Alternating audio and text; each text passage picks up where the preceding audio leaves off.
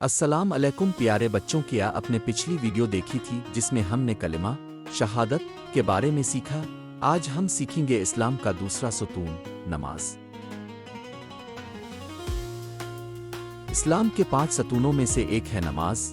نماز کا مطلب ہے اللہ سے بات کرنا، اس سے قریب ہونا۔ بچوں، نماز دن میں 5 وقت ادا کی جاتی ہے: فجر، ظہر، عصر، مغرب اور عشاء۔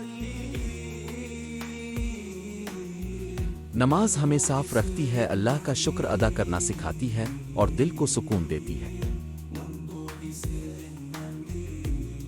نبی صلی اللہ علیہ وآلہ وسلم نے فرمایا، اپنے بچوں کو 7 سال کی عمر میں نماز کا حکم دو۔ نماز اللہ کا تحفہ ہے، آؤ ہم سب نماز سے محبت کریں اور روزانہ پڑھیں۔ اگلی ویڈیو میں ہم سیکھیں گے اسلام کا تیسرا ستون، روزہ۔ تو میں نے مسلم زون کو سبسکرائب کرنا نہ بھولیں۔ اللہ حافظ بچوں۔